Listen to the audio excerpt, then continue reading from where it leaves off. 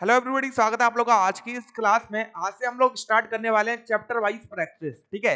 क्योंकि हम लोग ऑलरेडी मॉक टेस्ट कर रहे हैं जिसमें हम लोग जो है फुल सिलेबस का मॉक टेस्ट करते हैं 7 AM पर, ओके। एंड सेकंड सीरीज हम लोग जो है 1 PM पर स्टार्ट कर रहे हैं जिसमें हम लोग जो है चैप्टर वाइज करेंगे। पहले हम लोग 12th क्लास को करेंगे, फिर 11th को करेंगे। अब 12th करने का रीजन क्या है? क्योंकि देखो यार, बहुत सारे स्टूडेंट होंगे जो पहली बार जो है प्रिपरेशन स्टार्ट कर रहे होंगे डिफेंस एग्जाम के, ठीक है। तो वो 12th करके आए हैं, ठीक है, सो दैट उनका रिवीजन हो जाए फास्टली, ठीक है। और जो रिपीटर्स है उनका तो रिवीजन हो ही जाएगा, ओके। बाकी मैं क्यों करा रहा हूँ 12th आप लोगों को पहले, क्योंकि 60 से 65% जो कोर्स है वो आप लोग का, या फिर बोल सकते हैं जो क्वेश्चंस है वो आप लोगों के 12th क्लास से आते हैं, ठीक है। और 11th का अगर हम लोग कोर्स की बात करें तो 12th से थोड़ा सा कम रहता है पेपर्स में, ठीक है। इसलिए आप लोग को थोड़ा ज्यादा फायदा मिलेगा 12th पहले करने से, ओके। चलिए, बाकी हम लोग आज से स्टार्ट कर रहे हैं सीरीज को। पहली क्लास है, ठीक है, लास्ट तक हम लोग चलेंगे। पहले 12th करेंगे, फिर हम लोग 11th करेंगे। अब एग्जाम जो मैं कवर करने वाला हूँ वो आप लोग का air force X group, NDA, navy double SSR and coast guard GD रहने वाला है, ठीक है। जितने भी आप लोग के डिफेंस के पेपर होते हैं आफ्टर 12th, वो सारे मैं आप लोगों को कवर करने वाला हूँ इस क्लास में, ठीक है। बाकी मॉक टेस्ट भी आप लोग डेली लिया करो, क्योंकि उधर मैंने आप लोगों को बोल दिया है अगर आप लोग 100 मॉक टेस्ट कंप्लीट कर लेते हो then your score will be 25 out of 25 in physics। अगर बात करें कोस्ट गार्ड और एयरफोर्स एक्स ग्रुप। अब नेवी और एनडीए की बात क्यों नहीं करी, क्योंकि आप लोगों को पता है नेवी एनडीए में क्वेश्चन कम आते हैं, 25 नहीं आते हैं, ठीक है। तो जितने फिजिक्स के क्वेश्चन आप लोगों को मिलेंगे सारे आप लोग कर पाओगे अगर ये दो सीरीज अगर कंटिन्यूअस करते हो आप लोग तो, ठीक है। पहले का टाइम जान लो 7 AM, सेकंड का टाइम जान लो आप लोग का 1 PM, ठीक है। क्लास आप लोग को जो है रिकॉर्डेड मिलेंगी, ठीक है। बट जब आप लोग उस टाइम पर देख रहे होगे उस टाइम पर आप लोग को लाइव दिख रही होगी क्लास, ठीक है। और लाइव ही लेना क्लास को कोशिश करना, ठीक है। क्योंकि अगर आप लोग बोलोगे कि ऑलरेडी क्लास तो रिकॉर्डेड है, बाद में देख लेंगे, फिर बाद में आप लोग देख नहीं पाते हो, ठीक है। रेगुलरिटी के साथ ये दो क्लास देते चलो, ठीक है। बाकी आप लोग का, अब आप लोग सोच रहे होगे कि अभी तक जो आप लोगों के नोटिफिकेशन ही नहीं आए पेपर के, ठीक है, क्या करेंगे प्रिपरेशन करके। यार देखो, नोटिफिकेशन की क्या बात है, हाल वो नोटिफिकेशन आप लोग को दे देंगे लगभग 2 महीने या 2.5 महीने में आप लोग का पेपर करा लेंगे, ठीक है। तो अब अगर आप लोग का नोटिफिकेशन का वेट करोगे तो आप लोग के पास 2 से 2.5 महीने रह जाएगा। उसमें आप लोगों को 11 12 दोनों कवर करनी हो और एक सब्जेक्ट नहीं है आप लोगों के पास, और भी सब्जेक्ट है, ठीक है। तो प्रिपरेशन अपन लोगों का जो है स्टार्टिंग से अच्छा रहना चाहिए, सो दैट आप लोगों को जब भी नोटिफिकेशन आता है, ठीक है, तब आप लोग जो है अच्छा खासा प्रिपरेशन करके बैठे हो, ठीक है। जब नोटिफिकेशन आता है ना, तब एटलीस्ट आप लोग का प्रिपरेशन ऐसा होना चाहिए कि आप लोग डेली एक मॉक टेस्ट लगा सको, तभी आप लोग जो है क्वालिफाई कर पाओगे। क्योंकि डे बाय डे आप लोग का जो लेवल है, ठीक है, यहाँ पर बोले आप लोग का जो कंपटीशन है वो बढ़ता जा रहा है पेपर में, ठीक है। अब अगर आप लोग एनडीए में देखो कि पहले केवल बॉयज देते थे, आप गर्ल्स भी अलाउड कर रही हैं, ठीक है। तो एनडीए का तय है कि आप लोग का इस बार जो है कट ऑफ थोड़ा सा बढ़ेगा पिछली बार से, ठीक है, वो तय है। क्योंकि गर्ल्स भी आ रही हैं सेम वैकेंसी के लिए। समझ आया कि नहीं? चलिए, अब फटाफट हम लोग जो स्टार्ट कर लेते हैं क्लास को, ओके। अगर आप लोगों को पीडीएफ चाहिए इस क्लास का तो आप लोग टेलीग्राम चैनल ज्वाइन कर लो, लिंक आप लोग को डिस्क्रिप्शन में मिल जाएगा। डायरेक्ट सर्च करोगे डिफेंस कंपटीशन पॉइंट टेलीग्राम पर, तब भी आप लोगों को मिल जाएगा ग्रुप, ठीक है। लगभग 1800 से ऊपर स्टूडेंट जो ज्वाइन कर रखे हैं उस ग्रुप को, ओके। चलिए, अब बात करते हैं। पहला क्वेश्चन आप लोग का स्क्रीन पर आ चुका है। पहले हम लोग इलेक्ट्रोस्टैटिक करेंगे, उसके बाद हम लोग जो है आगे बढ़ेंगे, ठीक है। तो सबसे पहले इलेक्ट्रोस्टैटिक का एक एक पॉइंट और एक एक टॉपिक आप लोगों को कवर कराऊंगा बाय क्वेश्चन, ठीक है। अगर आप लोग जो है एक बार के लिए थ्योरी भी नहीं पढ़ते हो, ठीक है, तब भी आप लोग जो है इतना कर दोगे कि आप लोग के 20+ मार्क्स आ जाए 25 में से। क्यों? क्योंकि देखो यार, थ्योरी का हर क्वेश्चन, लगभग हर क्वेश्चन आप लोग का कवर करा दूंगा मैं क्वेश्चन के द्वारा, ठीक है। बाकी अगर आप लोग थ्योरी क्लासेस भी चाहते हो तो आप लोग कमेंट कर सकते हो, कमेंट बॉक्स खुला हुआ है, ठीक है। स्टार्ट करते हैं। पहला क्वेश्चन आप लोग का स्क्रीन पर आ चुका है। क्या बोला गया है? The law governing the force between the electric charge is known as. मतलब कि अगर हम लोग बात करें तो इलेक्ट्रिक चार्ज दे रखे हैं, ठीक है, Q1 एंड Q2, इनके बीच में जो बल लगता है या फोर्स लगती है, ठीक है, उसे किस लॉ के द्वारा दिया जाता है या किस नियम के द्वारा दिया जाता है, ठीक है। तो आंसर हम लोग का क्या हो जाएगा? Coulomb's law. आंसर क्या हो गया हम लोग का? डी ऑप्शन जो है करेक्ट हो जाएगा। बहुत ही सिंपल क्वेश्चन आप लोग का स्क्रीन पर, ठीक है। चलिए, अब बात करते हैं when distance between the charge particle is halved, ठीक है। या फिर बोले कि आप लोग को दो चार्ज पार्टिकल दे रखे हैं, Q1 एंड Q2 मान लिया हम लोगों ने, ठीक है। इन दोनों के बीच का जो डिस्टेंस है उसको कितना कर दिया गया? आधा कर दिया गया। इट मींस 1/2 कर दिया गया आप लोग का, ओके। एंड क्या बोला गया? The force between them become. अब इन दोनों के बीच में जो फोर्स होगा वो कितना हो जाएगा? देखो, मैंने आप लोगों को बताया कि फोर्स F इक्वल टू होता है K Q1 Q2 upon R square, okay अभी मेरे को जरूरत किसकी है, केवल इनके बीच का जो डिस्टेंस है, और बाकी किसी भी चीज की नहीं है क्योंकि वही चेंज किया है इधर, ठीक है। तो F is directly proportional to 1/r², या फिर F is inversely proportional to r², ठीक है।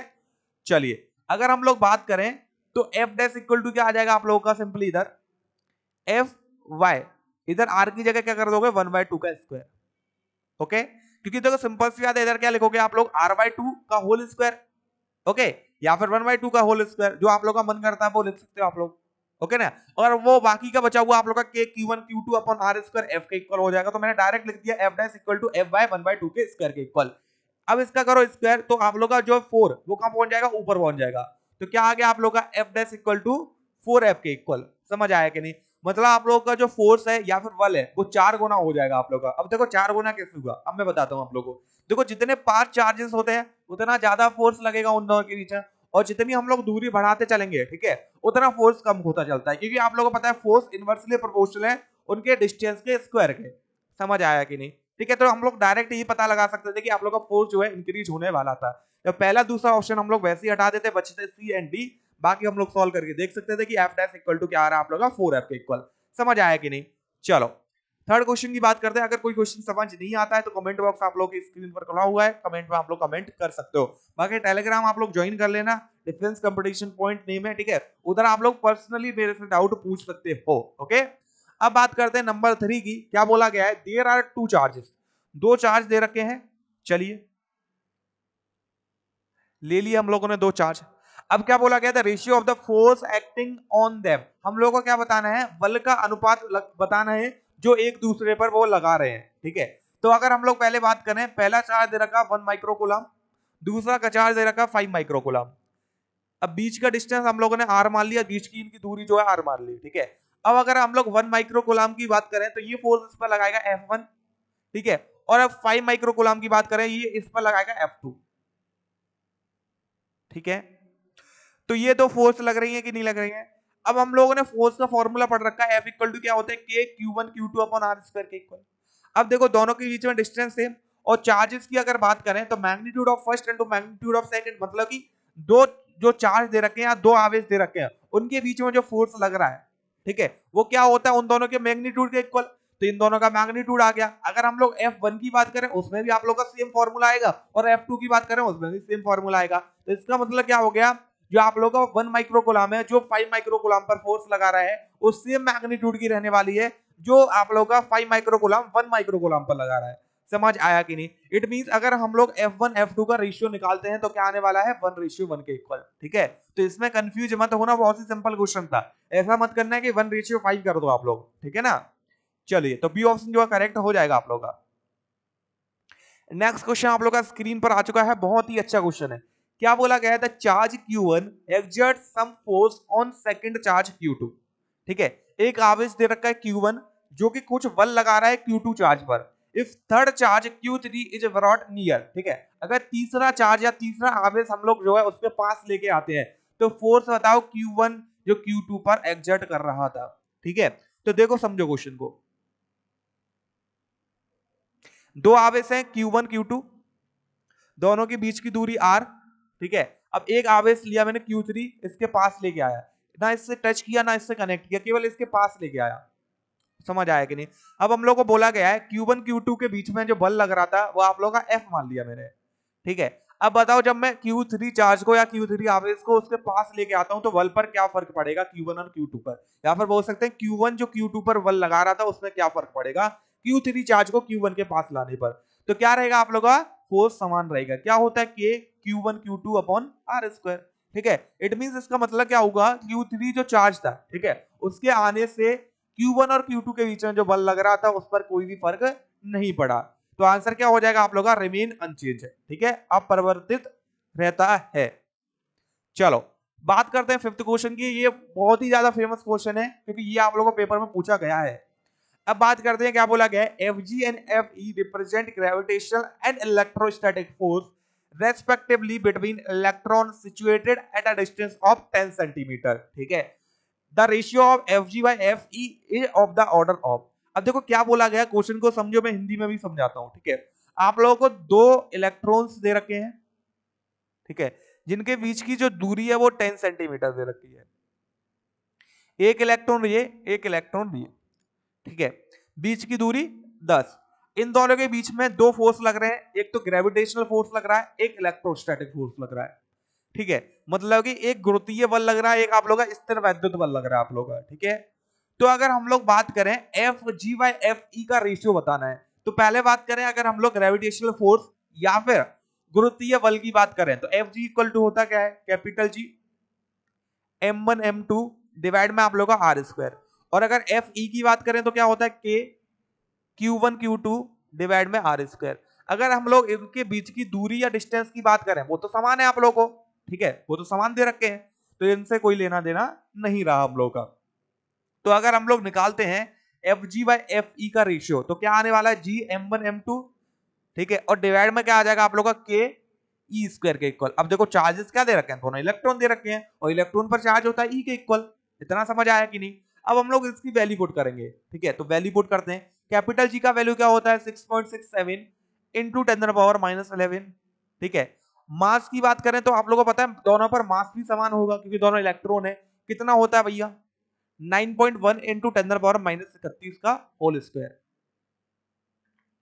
और डिवाइड में क्या आ जाएगा हम लोग का के का वैल्यू क्या होता है 9 इंटू 10⁻9 के इक्वल, इंटू ई का वैल्यू की बात करें तो 1.6 इंटू 10⁻19 का होल स्क्वायर, ठीक है। अब भैया इसको सॉल्व कर लोगे, जब इसको सॉल्व करोगे 2 पॉइंट समथिंग आप लोग का आंसर आएगा 2.3 इंटू 10⁻43, ठीक है। अब देखो कैलकुलेशन करने का आप लोगों का काम है, ओके ना। तो आंसर क्या आ जाएगा आप लोग का, अगर हम लोग देखें इसमें पावर हम लोग को केवल मैच करना है तो पावर हम लोग मैच कर सकते हैं, तो क्या आ जाएगा 10⁻43। समझ आया कि नहीं। तो आंसर क्या हो गया हम लोग का डी ऑप्शन जो है करेक्ट हो जाएगा। बहुत ही सिंपल क्वेश्चन है, कुछ नहीं करना है। तो वैल्यू सारी मैंने लगा दी, बाकी आप लोग आगे सॉल्व कर सकते हो। इतना तो आप लोग कर सकते हो क्योंकि आप लोग प्रिपेयर कर रहे हो डिफेंस एग्जाम के लिए, मैथमेटिक्स इतना तो करते होगे आप लोग, ठीक है ना। चलिए सिक्स्थ क्वेश्चन की बात करते हैं फटाफट से। क्या बोला गया है, the ratio of the force between the two small square, मतलब दो आप लोग को गोलाकार दे रखे हैं, ठीक है, एक और दो, ओके। अब क्या बोला गया है, विद अ कांस्टेंट चार्ज, दोनों पर चार्ज होगा कांस्टेंट है। मान लिया इस पर Q1 चार्ज है, इस पर Q2 चार्ज है, ठीक है। चार्ज आप लोगों का चेंज नहीं हो रहा है। पहले इन एयर में जो फोर्स लग रहा है वो बताओ, फिर मीडियम ऑफ डाइलेक्ट्रिक कांस्टेंट की। देखो मैंने आप लोगों को बताया एयर में जब हम लोग बात करेंगे एफ ए की बात तो क्या आएगा आप लोग का एफ के इक्वल, जिसका वैल्यू आप लोगों को पता होना चाहिए के Q1 Q2 upon are square, ठीक है। जब हम लोग मीडियम इंट्रोड्यूस करते हैं तो आप लोगों को पता है जो फोर्स हो जाता है एफ मीडियम इक्वल टू क्या आ जाता है आप लोग का एफ बाई के इक्वल, ठीक है। समझ आया कि नहीं। अब हम लोग को क्या करना है, इसका रेशियो बताना है। तो F A by F M का जो रेशियो आएगा वो क्या आने वाला है एफ बाई एफ, और के आप लोग का ऊपर पहुंच गया तो आंसर क्या आ गया आप लोग का के रेशियो 1 के इक्वल। समझ आया कि नहीं।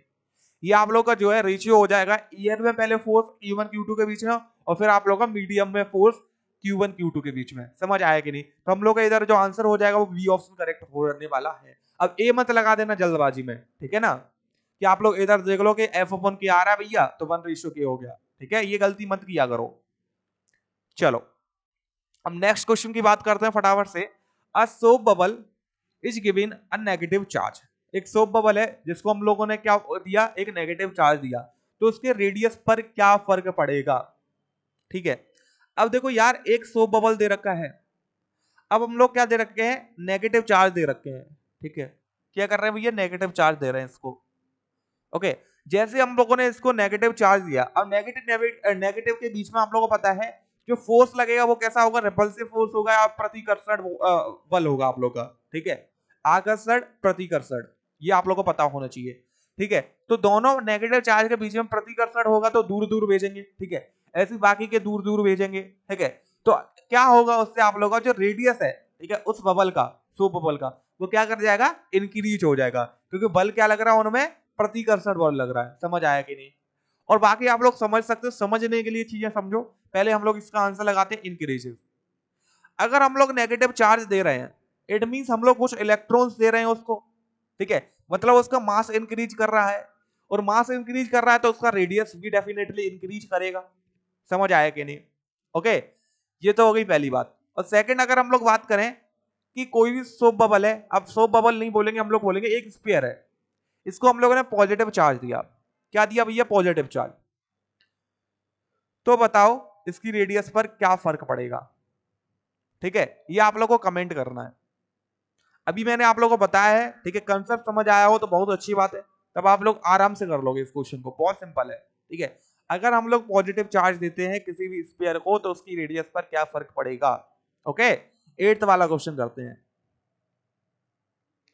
चलिए अब 8th वाला क्वेश्चन आप लोग का स्क्रीन पर आ चुका, बहुत अच्छा क्वेश्चन, ढंग से समझोगे देखिए इजीली कर लोगे। 4 charges are arrange at the corner of a square, ठीक है, मतलब कि 4 आवेश दे रखे हैं जो वर्ग के कॉर्नर्स पर दे रखे हैं या फिर उनके कोने पर रखे हुए हैं ए बी सी डी पर, ठीक है, as shown in the adjoining figure. The force on the charge kept at centre O, अगर हम लोग केंद्र ओ पर कोई चार्ज रख देते हैं, ठीक है, कोई भी चार्ज है, क्यू मान लिया हम लोगों ने, कुछ भी मान लिया, ठीक है, तो बताओ जो फोर्स होगा वो आप लोग का क्या होने वाला है। समझ आया कि नहीं। ओके, देखो अब सिंपल सी बात है, क्या किया हम लोगों से ये पूछा गया था फोर्स ऑन द चार्ज, जो चार्ज रखा हो उस पर जो फोर्स लगेगा, तो ए पर जो चार्ज रखा है वो भी फोर्स लगाएगा, बी पर रखा है वो भी लगाएगा, सी पर रखा है वो भी लगाएगा, डी पर रखा है वो भी लगाएगा। क्वेश्चन को ढंग से समझना, समझ आ जाएगा आप लोगों के, ठीक है। देखो ये मैंने चार्ज रख दिया इधर, जो भी मेरा चार्ज था Q1, ठीक है, अब ए वाला इस पर फोर्स लगाएगा, ठीक है, और तुम लोगों को पता है पॉजिटिव चार्ज से फोर्स कहां लगता है, उधर की तरफ, ठीक है, मतलब कि बोलते हैं उससे दूर जाएगा, उससे दूर, मतलब कि इसकी वजह से इस पर जो फोर्स लगेगा वो इस डायरेक्शन में लगने वाला है, इसको मान लिया एफ ए फोर्स, ठीक है। अब सी की मदद से देखें इसमें तो इधर लगेगा आप लोगों का जो कि है एफ सी के इक्वल।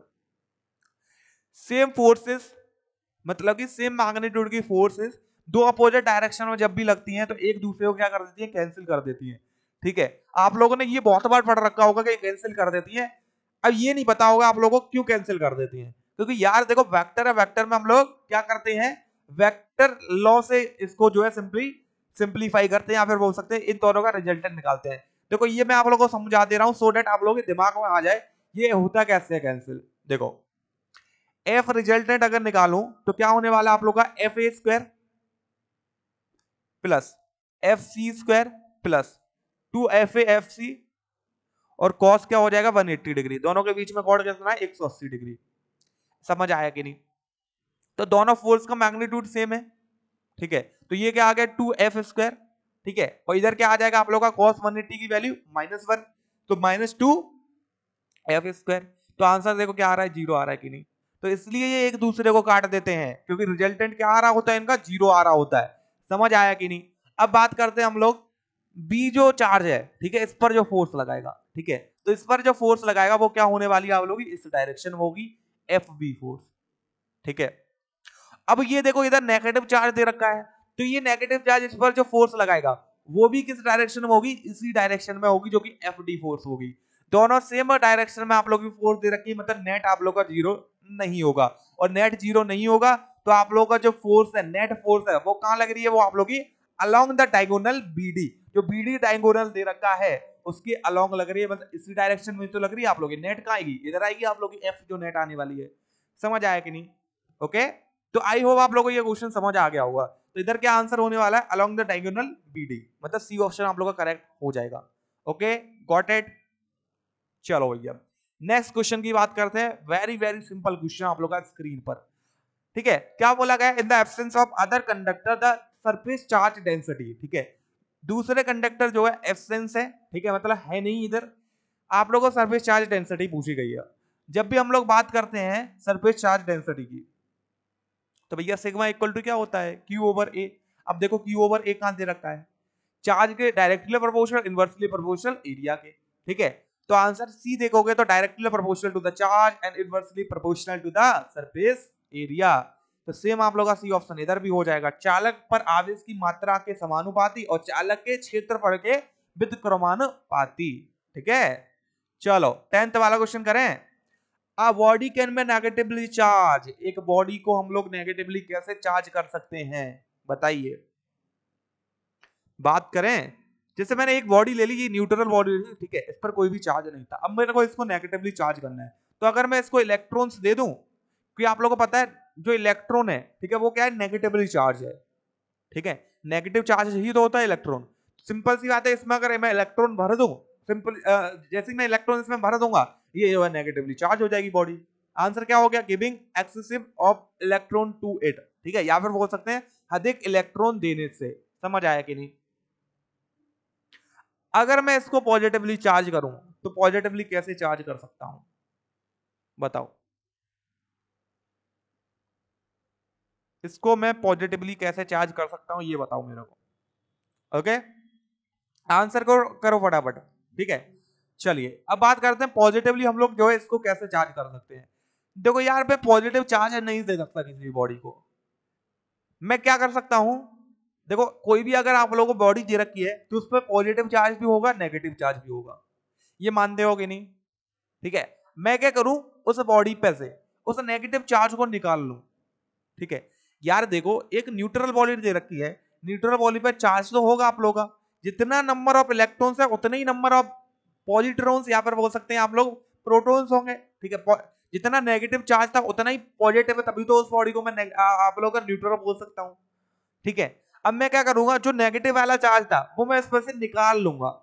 क्या करूंगा, निकाल लूंगा उस बॉडी में से। तो चार्ज कौन सा बचेगा उस पर, पॉजिटिव। तो वो बॉडी कैसी होगी, पॉजिटिवली चार्ज हो गई। तो कैसे चार्ज होगी, removing some electron from it, कुछ इलेक्ट्रॉन को हटाने से।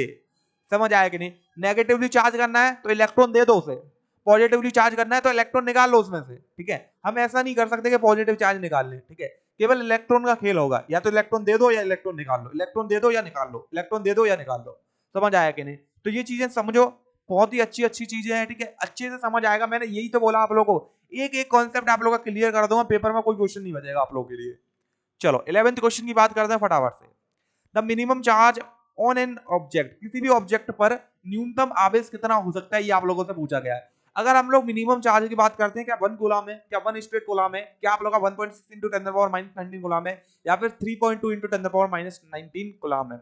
देखो हम लोगों ने एक क्वेश्चन कर रखा था कि नंबर ऑफ इलेक्ट्रॉन्स बताओ, ठीक है, इन 1 कूलम ऑफ चार्ज, मतलब एक कूलम चार्ज में नंबर ऑफ इलेक्ट्रॉन्स कितने होते हैं। तो ये आप लोग निकालते हो डेली, 6.25 इंटू 10 पावर 18 इलेक्ट्रॉन्स होते हैं सर। ठीक है, इतने ही तो इलेक्ट्रॉन होते हैं, ये आप लोग निकालते होगे जब चैप्टर स्टार्ट करते हैं। ठीक है, हर टीचर आप लोगों को कराता होगा कि 1 कूलम चार्ज में कितने नंबर ऑफ इलेक्ट्रॉन्स होते हैं। तो अगर मैं देखूं 1 कूलम जो चार्ज है वो क्या आप लोगों का नंबर ऑफ इलेक्ट्रॉन्स है, मतलब कि 1 कूलम चार्ज कब बनेगा, जब 6.25 इंटू 10 पावर 18 इलेक्ट्रॉन्स मिलेंगे एक साथ, तभी तो एक कूलम चार्ज बनेगा। अब बात करते हैं 1 स्टेट कूलम क्या होता है। अब 1 स्टेट कूलम आप लोग पढ़ रखे होंगे। ठीक है, क्या होता है भैया 1 स्टेट कूलम, बताओ मेरे को फटाफट बताओ। ठीक है, तो क्या होता है 1/3 इंटू 10 पावर 9 कूलम के इक्वल। ठीक है, यही तो होता है आप लोग का 1 स्टेट कूलम। ओके, तो इधर भी अगर आप लोग देखोगे नंबर ऑफ इलेक्ट्रॉन्स फिर से इधर निकालूंगा। ठीक है, तो नंबर ऑफ इलेक्ट्रॉन्स फिर से इधर मेरे पास आ जाएंगे कुछ। समझ आया कि नहीं? या फिर हम लोग डायरेक्ट बोल सकते हैं यार कि आप लोग का 1 स्टेट कूलम जो चार्ज है, ठीक है, 1 स्टेट कूलम चार्ज या फिर 1 कूलम जो चार्ज है वो कब बनेगा, वो आप लोगों का 3 into 10 power 9 state coulomb charge को मिलकर बनता है। समझ आया कि नहीं? ठीक है, अगर हम लोग इन डायरेक्ट बोले, ठीक है, कंफ्यूजन में ज्यादा मत जाओ, अगर हम लोग 1 स्टेट कूलम चार्ज की भी बात कर रहे हैं तो उसमें भी नंबर ऑफ इलेक्ट्रॉन्स होंगे कुछ। ठीक है, अब अगर हम लोग सी ऑप्शन की बात करें 1.6 इंटू 10 पावर -19 कूलम, ठीक है, तो इसमें नंबर ऑफ इलेक्ट्रॉन्स कितने होते हैं, तो इसमें आप लोगों को पता है नंबर ऑफ इलेक्ट्रॉन्स एक, क्योंकि 1.6 इंटू 10 पावर -19 कूलम चार्ज किसका होता है, इलेक्ट्रॉन का होता है। और 3.2 की बात करें तो इसमें नंबर ऑफ इलेक्ट्रॉन 2। तो अब आप लोगों को पता चल गया कि अगर फर्स्ट की बात करें तो इसमें भी नंबर ऑफ इलेक्ट्रॉन ज्यादा है। ठीक है, बी की बात करें इसमें भी कुछ नंबर ऑफ इलेक्ट्रॉन्स है, सी की बात करें तो इसमें एक ही इलेक्ट्रॉन है, और डी की बात करें तो इसमें 2 इलेक्ट्रॉन है। अब इन चारों में से देख सकते हो किसका सबसे कम जो है चार्ज है। ठीक है, मतलब सबसे कम चार्ज जो है ऑब्जेक्ट पर कितना हो सकता है, तो वो क्या होगा आप लोग का 1.6 इंटू 10 पावर -19। आई होप आप लोग को ये समझ आया होगा जो मैंने बताया आप लोगों को। ओके, चलिए 12th वाले क्वेश्चन की बात करते हैं फटाफट से। Out of the gravitational electromagnetic one the world's electrostatic nuclear force which two are able to provide an attractive force between the neutrons. अब अगर हम लोग न्यूट्रॉन्स की बात करें, ठीक है, अगर हम लोग न्यूट्रॉन की बात करें तो न्यूट्रॉन में आप लोगों को पता है ये चार्ज लेस होते हैं, या फिर बोल सकते हैं इन पर चार्ज नहीं होता है। यही तो मतलब है न्यूट्रॉन्स का, न्यूट्रल से न्यूट्रॉन्स बन गया यार, ऐसे समझ लो। ठीक है, तो अगर चार्ज नहीं है तो आप लोगों को पता है इलेक्ट्रोस्टैटिक फोर्स भी नहीं होना चाहिए। तो इलेक्ट्रोस्टैटिक फोर्स किसके बीच में होता है? जो चार्जेस रेस्ट में होते हैं। जब चार्ज ही नहीं है तो इलेक्ट्रोस्टैटिक फोर्स कहां से लगा दूंगा मैं? तो जितने भी इलेक्ट्रोस्टैटिक के आप लोगों को ऑप्शन दिख रहे हैं वो हटा दो, ए और बी खत्म। ठीक है, देखो वांडरवाल का इधर आप लोगों का कोई भी कंसेप्ट बनता नहीं है, तो इससे आप लोग ऐसे ही हटा सकते हो। अब बचा क्या? Gravitational energy. और आप लोगों को पता है gravitational force is always attractive force. ठीक है, जैसे पृथ्वी है, ठीक है, पृथ्वी का ग्रेविटेशनल फोर्स की जब हम लोग बात करते हैं तो पृथ्वी क्या करती है? किसी भी ऑब्जेक्ट को अपनी तरफ खींचती है, अपने सेंटर की तरफ खींचती है, मतलब ग्रेविटेशनल फोर्स लगाती है। ठीक है, जो भी बड़ा मास है आप लोग का, ठीक है, जो भी बड़ा मास है वो क्या करेगा? कोशिश करेगा अपने ग्रेविटेशनल फोर्स से किसी छोटे मास को अपनी तरफ खींचने की कोशिश करेगा। समझ आया कि नहीं? जैसे मेरे में मास जो है, जो भी मेरे में मास है, मैं क्या कर पा रहा हूं? इसको अपनी तरफ खींच पा रहा हूं पेन को। अगर पेन में ज्यादा मास होता तो पेन मेरे को खींचने की कोशिश करता है, मैं पेन को उठा ही नहीं पाता। समझ आया कि नहीं? क्योंकि वो जो है अपोजिट डायरेक्शन में एक ग्रेविटेशनल फोर्स लगा रहा है मेरे को अपनी तरफ खींचने में। समझ आया कि नहीं? तो आंसर क्या हो जाएगा हम लोग का? सी ऑप्शन जो है करेक्ट होने वाला है इधर। गुरुत्वीय और नाभिकीय बल, ओके, और न्यूक्लियर फोर्स भी आप लोग का एक अट्रैक्टिव फोर्स है। चलो अगला क्वेश्चन आप लोग का स्क्रीन पर आ चुका है, बहुत ही अच्छा क्वेश्चन है। क्या बोला गया है? अ टोटल चार्ज, मतलब क्यू आप लोग को आवेश दे रखा है, जिसको हम लोग दो पार्ट में जो है डिवाइड कर देते हैं, दो भाग में जो है वितरित कर देते हैं। ठीक है, अब क्या बोला गया आप लोगों को? Q1 एंड Q2 चार्ज में। ठीक है, देखो मैं आप लोगों को हिंदी इंग्लिश दोनों में एक्सप्लेन कर रहा हूँ। अगर आप लोग को लग रहा है कि हिंदी में कम आप लोग को एक्सप्लेन कर रहा हूँ तो आप लोग कमेंट बॉक्स में बता सकते हो। तो नेक्स्ट क्लास में हम लोग जो है हिंदी का और लेवल अप करेंगे, और ज्यादा मैं हिंदी आप लोग को एक्सप्लेन करूंगा, क्योंकि मैं वो चीजें आप लोग को एक्सप्लेन कर रहा हूँ शायद आप लोग को ना आए। ठीक है, क्योंकि यार इतना टफ नहीं है इसमें यार हिंदी। बस आप लोग को ये याद रखना है, चार्ज को हम लोग, देखो चार्ज की जब हम लोग बात करते हैं हिंदी में आवेश बोल देते हैं चार्ज को, और क्या है। ठीक है, अगर हम लोग रिपल्सिव फोर्स की बात कर रहे हैं तो प्रतिकर्षण बल बोल देते हैं उसको। ठीक है, मैक्सिमम की बात कर रहे हैं तो अधिकतम बोल देते हैं। अब भैया अगर आप लोग इंग्लिश पढ़ते होगे, ठीक है, तो यार वर्ड मीनिंग तो उधर पढ़ते होगे। ठीक है, तो यार ऐसे मत बोला करो कि हिंदी में कम समझा रहे हैं कि इंग्लिश में कम समझा रहे हैं। ठीक है, दोनों में आप लोगों को बराबर लेवल पे लेके चल रहा हूँ। ठीक है, बाकी क्वेश्चन में इंग्लिश में ओनली पढ़ता हूँ, ठीक है, और हिंदी में आप लोगों को समझा देता हूँ, तो कोई दिक्कत नहीं होगी। अब इधर समझो क्वेश्चन को। Q1 और Q2 जो चार्ज है, आवेश है, उसको हम लोगों ने दो पार्ट में डिवाइड कर दिया, दो भाग में काट दिया। ठीक है, अब क्या बोला गया है? They are placed at the distance of R. अब इन दोनों को कितनी दूरी पर रख दिया हम लोगों ने? आर दूरी पर रख दिया। ठीक है, और क्या बोला गया है? The maximum force of repulsion between them will occur when. ठीक है, तो इन दोनों चार्ज के बीच में मैक्सिमम फोर्स कब लग सकता है, ये आप लोगों से पूछा गया है। ठीक है, तो इस क्वेश्चन को बताएं यार। हम लोग ऑप्शन ऑप्शन से करते हैं, ठीक है, और किसी से नहीं करेंगे। क्या बोला गया है? देखो जो Q1 चार्ज है वो Q अपॉन आर, ठीक है, Q2 चार्ज है Q अपॉन आर, ये दे रखा है। तो भैया इसका तो कोई कॉन्सेप्ट बनता ही नहीं है, इसको तो हटा ही दो। आर से रिलेट क्यों करेगा यार? अगर मैं एक चार्ज को दो पार्ट में डिवाइड करूंगा तो डेफिनेटली यार उस चार्ज का ही कुछ भाग आएगा मेरे पास, डिस्टेंस का थोड़ी भाग आएगा। तो ये तो वैसे भी गलत है मेरा क्वेश्चन। अब मैं बात करता हूँ बी, सी और डी ऑप्शन की। अगर मैं बी में देखूं तो देखो फोर्स निकालता हूँ बी की, एफ बी, ठीक है, बी ऑप्शन की। तो देखो आप लोगों को पता है force F is directly proportional Q1 Q2, और इधर खेल इसी का है, डिस्टेंस से चेंज नहीं किया है। ठीक है, हमें किससे मतलब है? अभी हमें केवल एक चीज से मतलब है कि चार्ज से। तो Q/4 मल्टीप्लाई में -2Q/3, ओके, इससे ये 2 टाइम्स कट गया, तो देखो क्या आ रही है? -Q²/6। अब एफ सी फोर्स निकालूं तो क्या आएगा? Q/4 into 3Q/4। ठीक है, इसका क्या आ गया आप लोग का? 3Q²/16 के इक्वल। अगर मैं एफ डी फोर्स निकालूं तो Q/2 into Q/2 equal to में क्या आ गया? Q²/4 के इक्वल। अब तुम ये बताओ कि आप लोग एफ बी या एफ सी या एफ डी में से कौन सी फोर्स ज्यादा है? पता चल रहा है कि एफ डी वाला जो फोर्स है वो मैक्सिमम फोर्स है। तो इससे आप लोगों को क्या पता चला कि दो चार्जेस को अगर दो भाग में बांट रहे हो और फोर्स उनके बीच में आप लोग का रिपल्सिव फोर्स लग रहा है, तो रिपल्सिव फोर्स लग रहा है तो बी वाला तो वैसे भी काट दो यार। ठीक है, मतलब कि प्रतिकर्षण हो रहा है उन दोनों के बीच में, तो दोनों चार्ज लाइक चार्जेस होने चाहिए, मतलब नेगेटिव दोनों होने चाहिए या फिर पॉजिटिव होनी चाहिए। तो एक पॉजिटिव एक नेगेटिव बीच में, तो आप लोग का अट्रैक्टिव फोर्स लगेगा, आकर्षण बल लगेगा। तो ए और बी तो हम लोगों ने ऐसे हटा दिए। देखो मैं आप लोगों को समझाने के लिए इतना देर लगा रहा हूं, वैसे आप लोग हल कर सकते हैं क्वेश्चन को, जैसे समझ आ गया क्वेश्चन दिखेगा आप लोग टिक मार दोगे। अब सी और डी की बात करेंगे क्योंकि वो बी भी हम लोगों ने हटा दिया। अब सी में से और डी में से देखो किस में फोर्स ज्यादा लग रहा है? ऑप्शन सी में देखो 3/16 टाइम्स है, और अगर ऑप्शन डी में देखेंगे तो 1/4 टाइम है। 1/4 का मतलब हो गया 25%।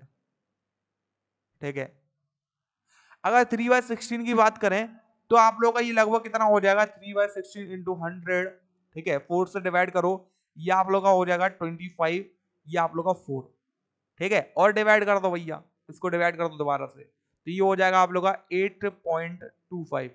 इसका मल्टीप्लाई कर दो 3 में, तो 8 लगभग आप लोग का जो है इससे क्या हो रहा है, 25% से कम हो रहा है। समझ आया कि नहीं? अब आप लोग मल्टीप्लाई करके देख सकते हो यार, डायरेक्ट हम लोग को पता चल रहा है 3/16 Q² से कम है, मतलब 3/16 1/4 से कम ही होगा, ज्यादा तो नहीं हो सकता, क्योंकि तुम लोग 1 को डिवाइड कर रहे हो 4 से और 3 को डिवाइड कर रहे हो 16 से।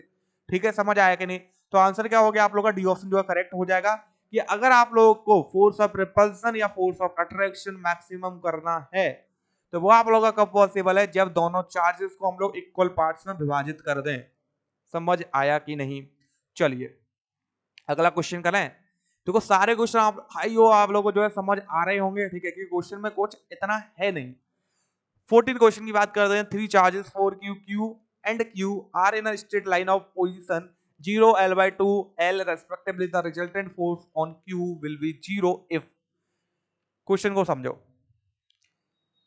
4q capital q small q। ठीक है, जो 4q है वो 0 पे रखा हुआ है, अगर हम लोग कैपिटल q की बात करें तो वो l/2 पे रखा हुआ है। ठीक है, और अगर हम लोग बात करें स्मॉल q की तो वो l पर रखा हुआ है। तो सिंपल सी बात है, l माइनस l/2, ये भी आप लोग का l/2। समझ आया कि नहीं? डिस्टेंस समझ आ गया? मतलब 3 चार्ज दे रखे हैं, 3 आवेश दे रखे हैं, 4 q capital q and small q, जिनको हम लोगों ने जो है एक स्ट्रेट लाइन पर या सरल रेखा पर रखे हुए हैं। ठीक है, जो कि 0 l/2 और l पर रखे हुए हैं। ठीक है, अब क्या बोला जा रहा है, जो रिजल्टेंट फोर्स है परिणामी जो बल है आप लोग का, ठीक है, जो परिणामी बल है आप लोगों का किस पर, स्मॉल q पर, इस पर, ठीक है, वो 0 होगा। तो वो कब 0 होगा, ये पूछा गया आप लोगों से। तो अगर हम लोग बात करें फोर्स, ठीक है, किस किस के बीच में, 4q एंड q के बीच में, तो क्या होगा आप लोग का F, इसको 1 मान लेते हैं। ठीक है, तो क्या आएगा K 4q into Q divide में आप लोग का आर स्क्वायर। ठीक है, अब इन दोनों के बीच का जो डिस्टेंस है वो l स्क्वायर के इक्वल, इक्वेशन नंबर फर्स्ट। अब अगर हम लोग बात करें F2 की, जो कि किस किस के बीच में लग रहा है आप लोगों का, कैपिटल Q और स्मॉल q के बीच में। क्वेश्चन को समझो ढंग से। ठीक है, K into capital Q into small q divide में हम लोग का क्या हो जाएगा, l/2 का होल स्क्वायर। तो क्या आ गया आप लोग का, K capital Q small q divide में आप लोग का l स्क्वायर और 4 को ऊपर लेके आ जाओ। ठीक है, अब दोनों बल को क्या कर देंगे हम लोग, इक्वल कर देंगे, F1 इक्वल टू F2। ठीक है, या फिर इन दोनों का रिजल्टेंट निकाल सकते हो, क्योंकि देखो ये इस पर जो फोर्स लगाएगा वो इस डायरेक्शन में, और ये इस पर जो फोर्स लगाएगा वो भी इस डायरेक्शन में। ठीक है, दो फोर्सेस सेम डायरेक्शन है, या फिर दो पैरेलल वेक्टर को हम लोग कैसे क्या करते हैं, दोनों को ऐड कर देंगे, इक्वल टू में 0 आ जाएगा आप लोगों का। समझ आया कि नहीं? तो मैंने डायरेक्ट कर दिया, दोनों का मैग्नीट्यूड क्या ले लिया मैंने, इक्वल ले लिया। ठीक है, मैग्नीट्यूड तो इक्वल ही होगा तभी 0 हो सकता है। ठीक है, चलिए अब हम लोग बात करते हैं इसका, ये क्या हो जाएगा, K into 4q into q upon l square equal to, ये क्या होगा आप लोग का, K into capital Q into q into 4 upon l square. ठीक है, अभी देखो हम लोग जो है इधर चार्ज निकाल रहे हैं। ठीक है, तो हम लोग इधर एक गलती कर दिए, क्या कर दिया, मैग्नीट्यूड इक्वल ले लिए। देखो दो चीज याद रखना, वो मैं आप लोगों को अभी समझा देता हूँ अच्छी तरीके से, कि आप लोगों को मैग्नीट्यूड इक्वल कब लेना है और F1 plus F2 equal to 0 कब लेना है आप लोगों को। ठीक है, जब भी आप लोगों को डिस्टेंस पूछा जाए, जैसे कि दो चार्ज दे रखे हैं, तीसरे चार्ज को हम लोग किस दूरी पर रखे हैं कि उन दोनों के बीच में जो बल लग रहा है, या फिर बोल सकते हैं इक्विलिब्रियम पोजीशन आ जाए। ठीक है, उसका रिजल्टेंट 0 हो जाए, कुछ भी बोल दिया जा सकता है। तो आप लोग डायरेक्ट क्या करोगे कि आप लोग का force F1 equal to force F2 का मैग्नीट्यूड इक्वल रख दोगे, क्योंकि डिस्टेंस आप लोग को पता है नेगेटिव कभी नहीं हो सकता। और जब हम लोग चार्ज की बात कर रहे हैं, ठीक है, आवेश की बात कर रहे हैं, ठीक है, तो आप लोगों को पता है आवेश नेगेटिव भी हो सकता है पॉजिटिव, तो हमें मैग्नीट्यूड निकालना पड़ेगा इस आवेश का। ठीक है, जो कैपिटल Q है उसका मैग्नीट्यूड कैसा है, तो वो निकालने के लिए हम लोग क्या करेंगे भैया यार, अब मैग्नीट्यूड इक्वल नहीं रखेंगे, अब हम लोग सिंपली जो फोर्स F1 था प्लस फोर्स F2 था उसको 0 के इक्वल रख लेंगे, और F1 इक्वल टू क्या आ जाएगा, माइनस टाइम ऑफ F2, तो इधर माइनस साइन और लगाओगे। समझ आया कि नहीं? ठीक है, तो ये बारीकी आप लोगों को याद रखनी है। ठीक है, अब हम लोग बात करते हैं के डिवाइड में के। ठीक है, क्यू से क्यू कट गया, एक 4 से 4 कट गया आप लोग का, एल स्क्वायर से एल स्क्वायर कट गया। तो अगर देखोगे तो capital Q will be equal to minus q के इक्वल आ गया। मतलब कि जो कैपिटल क्यू चार्ज है, ठीक है, वो किसके बराबर है, माइनस क्यू चार्ज के बराबर। तो इसका मतलब ये भी हो गया, अगर 4q और q के बीच में, ठीक है, मैं माइनस क्यू चार्ज रख देता हूं, तो रिजल्टेंट क्या होगा, 0 होगा, या फिर बोल सकते हैं इक्विलिब्रियम पोजीशन आ जाएगी। कहां पर, मिड पॉइंट पर। समझ आया कि नहीं? आंसर क्या होने वाला है, ए ऑप्शन करेक्ट हो जाएगा। ठीक है, चलिए 15वें क्वेश्चन की बात करते हैं। An isolated solid metallic sphere is given plus Q charge, the charge will be distributed on the sphere। Okay, क्या बोला गया है, एक धातु का ठोस क्या दे रखा है, गोलाकार, तुम लोगों को जो है स्पेयर दे रखा है। ठीक है, यहाँ पर बोल सकते हैं गोलाकार ही बोलते हैं स्पेयर को। तो एक मेटेलिक स्पेयर दे रखा है, ठीक है, जो कि सॉलिड है, उस पर चार्ज दे रखा है मेरे को क्यू। ठीक है, अब मैंने आप लोगों को बता रखा है, या फिर आप लोगों ने पढ़ भी रखा होगा, कोई भी मेटेलिक स्पेयर होता है उस पर अगर हम लोग चार्ज देते हैं तो वो इक्वली डिस्ट्रीब्यूट होता है या फिर यूनिफॉर्मली डिस्ट्रीब्यूट होता है उसके सरफेस पर, उसके अंदर चार्ज 0। तो आंसर देखो, अब पहले में बोला गया uniformly but only on the surface. Okay, अब अगर बी देखते हैं तो पहला तो हम लोग को सही लग रहा है, only on the surface but not uniformly, तो ये गलत बात है, यूनिफॉर्मली आप लोग का डिस्ट्रीब्यूट होता है। ठीक है, आप लोगों ने पढ़ रखा होगा यूनिफॉर्म, आप लोगों ने दो टाइप के जो है आप लोग के चार्ज डिस्ट्रीब्यूशन होते हैं, कंटिन्यूअस और नॉन कंटिन्यूअस। ठीक है, उसमें भी आप लोग के कुछ पार्ट बनते हैं। समझ आया कि नहीं? चलिए, तो उसके अकॉर्डिंग आप लोगों को पता है कंटिन्यूअस चार्ज डिस्ट्रीब्यूशन क्या होता है, यूनिफॉर्मली आप लोग को जब चार्ज डिस्ट्रीब्यूट कर दिया गया हो, आप लोग को जो है, फिर हम लोग करते हैं, ठीक है, एक आप लोगों को जो है वायर के लिए करते हो। ठीक है, वायर पे आप लोगों का जो यूनिफॉर्मली चार्ज डिस्ट्रीब्यूट कर दिया गया। ठीक है, तो इधर से हम लोग जो है क्या निकालते हैं, वायर के लिए लीनियर चार्ज डेंसिटी निकालते हैं। निकाला है कि नहीं निकाला है आप लोगों ने? ठीक है, लीनियर चार्ज डेंसिटी हम लोग निकालते हैं। सिंपली क्या आता है आप लोग का, Q ओवर L के इक्वल आता है। ये चीजें आप लोग निकाल रखे होगे। ओके, तो हम लोग ज्यादा डेप्थ में नहीं जाएंगे, हम लोग डायरेक्ट करेंगे, क्योंकि आप लोग, आई होप आप लोग जो है पढ़ रखे हो कंसेप्ट मैक्सिमम। ठीक है, जितना इधर कंसेप्ट लग रहा है वो कंसेप्ट बताएंगे, ज्यादा डीप में जाएंगे तो क्लास आप लोग का बड़ा हो जाएगा डेफिनेटली। अब क्या बोला गया, यूनिफॉर्मली इनसाइड द वॉल्यूम, आप लोग को पता है कि जो मेटालिक स्फीयर है उसके अंदर कोई भी चार्ज नहीं होता है।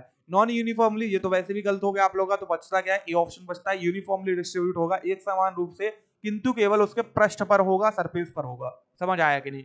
चलिए, अब अगला क्वेश्चन आ चुका है, two charges each of 1 coulomb are at a distance of 1 kilometre apart, the force between them. मतलब दो चार्ज दे रखे हैं, ठीक है, एक कूलम, दूरी 1 किलोमीटर। अब क्या बोला गया, फोर्स बताओ, तो F इक्वल टू क्या आएगा, K Q1 Q2 upon R square के इक्वल। ठीक है, K का वैल्यू 9 इंटू 10⁻9 के इक्वल, Q1 का वैल्यू की अगर हम लोग बात करते हैं इधर तो 1 इंटू 1, और R स्क्वायर की बात करें 1 किलोमीटर मतलब मीटर में चेंज करो 10⁻3, इसका स्क्वायर करो 10⁻6। आंसर क्या आ गया, 9 इंटू 10⁻3 न्यूटन के इक्वल। समझ आया कि नहीं? आंसर क्या हो जाएगा, ए ऑप्शन करेक्ट हो जाएगा। और एक चीज याद रखो, जब भी न्यूमेरिकल सॉल्व कर रहे हो, फोर्स निकालना है, ठीक है, एक्सेलरेशन निकालना है आप लोगों को, या फिर आप लोगों को जो है इलेक्ट्रिक फील्ड निकालना है या पोटेंशियल निकालना है, जितनी भी चीज आप लोग निकालते हो उसको यूनिट के साथ लिखा करो, सो दैट आप लोग को यूनिट रिवाइज हो जाए, भूलो ना। ठीक है ना? चलो, अब नेक्स्ट क्वेश्चन की बात करें, 17 क्वेश्चन। आज की क्लास में हम लोग केवल 25 क्वेश्चन करेंगे। ठीक है, बाकी आप लोग का ये अप एंड डाउन हो सकता है, किसी दिन 20 ही हो, किसी दिन 25, किसी दिन 30 भी हो सकते हैं। ठीक है, अगर चैप्टर छोटा है तो मैं कोशिश करूंगा एक ही दिन में हम लोग प्रैक्टिस कर ले कंप्लीट। चैप्टर बड़ा है तो उनको पार्ट में करना पड़ेगा हम लोगों को। ठीक है ना? चलो, अब बात करते हैं हम लोग, +2 coulomb and +6 coulomb, two charges are repelling each other with a force of 12 newton. Question को समझो, question is very important. +2 coulomb ये रहा, +6 कूलम ये रहा, दोनों के बीच का बल 12 न्यूटन। बल कैसा है, प्रतिकर्षण बल है। ठीक है, या फिर रिपल्सिव फोर्स लग रहा है दोनों आवेशों के बीच में। एक each charge is given -2 coulomb of charge. ठीक है, मतलब हर एक आवेश को हम लोग -2 कूलम चार्ज दे रहे हैं। ठीक है, इतना समझ आया कि तो अब हम लोग क्या कर रहे हैं, -2 कूलम इसको चार्ज देंगे तो इधर चार्ज कितना 0 कूलम, इसको -2 देंगे तो इधर चार्ज कितना +4 कूलम। ठीक है ना। अब तुम लोगों को पता है चार्ज क्या है, एडिटिव है। ठीक है, चार्ज को हम लोग ऐड कर सकते हैं, माइनस प्लस ओवरऑल हम लोग डायरेक्ट ऐड कर सकते हैं उसको। ठीक है, अब बताओ फोर्स का वैल्यू क्या होगा। तो एक बात बताओ, एक आप लोगों को चार्ज दे रखा है +4 कूलम और एक चार्ज आप लोगों को दे रखा है मतलब चार्ज है ही नहीं। और आप लोगों को पता है चार्जेस के बीच में फोर्स लगता है तो दोनों के बीच में फोर्स 0। पहले तो ये समझो। सेकंड आप लोगों को पता है F is directly proportional Q1 Q2, एक चार्ज 0 मतलब कि F इज डायरेक्टली प्रोपोर्शनल 0 × 4 मतलब F इक्वल टू क्या आ गया 0। समझ आया कि नहीं।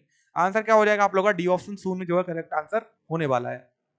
चलिए नेक्स्ट क्वेश्चन की बात करते हैं फटाफट से एक बार। क्या बोला गया, dielectric constant of pure water is 81। ठीक है, इस परमिटिविटी विल बी, तो इसका क्या बताना हम लोगों को, वैद्युतशीलता बतानी है। ठीक है, जिसका वैद्युतांक 81 दे रखा आप लोगों को। ठीक है, प्योर वाटर का। अब इस क्वेश्चन को करो फटाफट से। आप लोगों ने पढ़ रखा होगा परमिटिविटी। ठीक है, किसी भी मीडियम की, यही तो है इधर, किसी मीडियम की परमिटिविटी निकालनी है तो कैसे निकालते हैं, तो डाइलेक्ट्रिक कांस्टेंट, ठीक है ना, इक्वल टू क्या होता है आप लोगों का, समझो इधर, F silence medium upon F silence not. मतलब किसी मीडियम में परमिटिविटी ओवर एयर में परमिटिविटी। इतना समझ आया कि नहीं। तो मीडियम में परमिटिविटी मतलब एफ साइलेंस एम की बात करें तो क्या आएगा के इंटू एफ साइलेंस नॉट के इक्वल। समझ आया कि नहीं। अब के का वैल्यू 81 दे रखा है, मल्टीप्लाई में एफ साइलेंस नॉट 8.85 इंटू 10⁻⁻12। इतना समझ आया कि नहीं। अब इसका भैया मल्टीप्लाई करो, तो मल्टीप्लाई करोगे तो आंसर क्या आ गया 7.12 इंटू 10⁻10 MKS यूनिट में। समझ आ गया कि नहीं। तो आंसर क्या होने वाला है हम लोग का, ए ऑप्शन जो है करेक्ट हो जाएगा। ओके, बहुत ही सिंपल क्वेश्चन था, कुछ नहीं था। अगर आप लोग जो है कुछ कॉन्सेप्ट पढ़ रखे हो, यार कॉन्सेप्ट इतने ज्यादा नहीं है, बहुत कम कॉन्सेप्ट आप लोग के, आराम से आप लोग जो रिवाइज कर सकते हो। क्योंकि देखो जो 12th के आप लोगों के पास नोट्स रखे हुए उन्हें ही रिवाइज कर लो। बस उधर जो आप लोग जो है सॉरी उधर जो आप लोग डेरिवेशन कर देते हो, डायरेक्ट फॉर्मूला याद करना है उधर आप लोगों को। ठीक है, बहुत छोटे से नोट्स बन जाते हैं आप लोगों के, जैसे डेरिवेशन हट जाता है फिजिक्स से। ठीक है ना। चलो अब 19 क्वेश्चन की बात करते हैं। There are two metallic sphere of same radii. दो मेटालिक स्फीयर दे रखे हैं, दोनों की रेडिया जो है सेम दे रखी है, but one is solid other is hollow. एक आप लोगों को सॉलिड दे रखा है, ठीक है, एक आप लोगों को जो है हॉलो दे रखा है। ठीक है, अब क्या बोला गया, देन बताओ क्या होगा। दो गोलाकार दे रखे हैं, एक आप लोगों को खोखला दे रखा है, एक आप लोगों को ठोस दे रखा है। ठीक है, दोनों की त्रिज्याएं जो है समान है, हिंदी में भी बता दिया। अब बताओ चार्ज क्या होगा। अभी मैंने आप लोगों को पीछे बताया था, कोई भी मेटेलिक स्फीयर होता है तो उस पर चार्ज पृष्ठ पर आता है, उसके आवेश कहां पर आता है, पृष्ठ पर आता है, एक समान आवेश आता है। इतना पता है कि नहीं। ऐसे इधर ही आप लोगों का जो चार्ज है वो क्या होगा, एक समान उसके पृष्ठ पर होगा। बट ये मुझे कैसे पता चला, अभी तो मेरे को चार्ज गिवन नहीं है भैया। ठीक है, मेरे को गिवन क्या है, रेडियस गिवन है। तो इसकी अगर मैं एरिया क्षेत्रफल निकालूं, सरफेस एरिया निकालूं इसका, तो जो इसका सरफेस एरिया होगा वही इसका होगा, क्योंकि रेडियस दोनों की सेम दे रखी है। ठीक है, अगर सरफेस एरिया सेम है तो दोनों पर चार्ज भी क्या होगा, सेम होगा। ठीक है, तो they can be charge equally, तो इन्हें इक्वली चार्ज कर सकते हैं मैक्सिमम। ठीक है, दोनों को समान अधिकतम आवेश दिया जा सकता है। समझ आया कि नहीं। जो अधिकतम आवेश हम लोग देंगे वो हम लोग जो है एक बराबर दे सकते हैं दोनों को। और सेकंड चीज समझो कि हॉलो में आप लोगों को पता है अंदर जो है चार्ज नहीं होता है, सॉरी मेटेलिक स्फीयर में अंदर आप लोग का कोई भी चार्ज रिसाइड नहीं करता है। तो इसलिए इधर हम लोग जो है मैक्सिमम जो चार्ज देख पा रहे थे वो इक्वल देख पा रहे थे। ठीक है, नॉन मेटेलिक के लिए कंडीशन चेंज हो जाती है। समझ आया कि नहीं। चलिए 20 क्वेश्चन, एंड इस क्वेश्चन को हम लोग बोल सकते हैं IAF 2021, जो जुलाई में हुआ था आप लोग का, तब ये क्वेश्चन आ रखा है। ठीक है, जिसकी भी सेट में आया हो वो कमेंट करके मेरे को बता सकता है अभी या फिर कमेंट बॉक्स में। क्या बोला गया है, 3 equal charges are placed on the 3 corner of a sphere. ये भैया स्पेयर दे रखा है, 3 चार्जेस दे रखे हैं मेरे को, तो चार्जेस मैंने Q1 Q2 एंड Q3 ले लिए। ठीक है, अब क्या बोला गया है, if the force between Q1 and Q2, Q1 ये रहा एंड Q2 ये रहा, इन दोनों के बीच में जो बल लग रहा है वो कितना है भैया, F12 बल दे रखा है। एंड क्या बोला है, and the between Q1 and Q3, Q1 और Q3 में जो बल लग रहा है तो वो यही तो बल होगा भैया। तो वो कितना दे रखा है, F13 दे रखा है। द रेशियो ऑफ मैग्नीट्यूड, मतलब जो बल लग रहा है उनके मैग्नीट्यूड का अनुपात बताना है हमें, क्या होगा। सिंपल है क्वेश्चन। चलिए अब बात करते हैं पहले इसकी साइड। आप लोगों को क्या दे रखा है, स्क्वायर दे रखा है, कोई भी वर्ग दे रखा है आप लोगों को, वर्ग की जो चारों साइड होती हैं आप लोगों की, ठीक है, उनकी जो वैल्यू होती है वो सेम, मतलब साइड आप लोगों की सेम होती है चारों, ठीक है ना। अब बात करते हैं डायगोनल। डायगोनल का डिस्टेंस क्या आता है आप लोग का, a√2। अरे पाइथागोरस लगाओ ना, under root perpendicular square plus base square equal to hypotenuse, तो क्या आएगा a square plus a square 2a square, तो बाहर क्या निकलेगा a√2।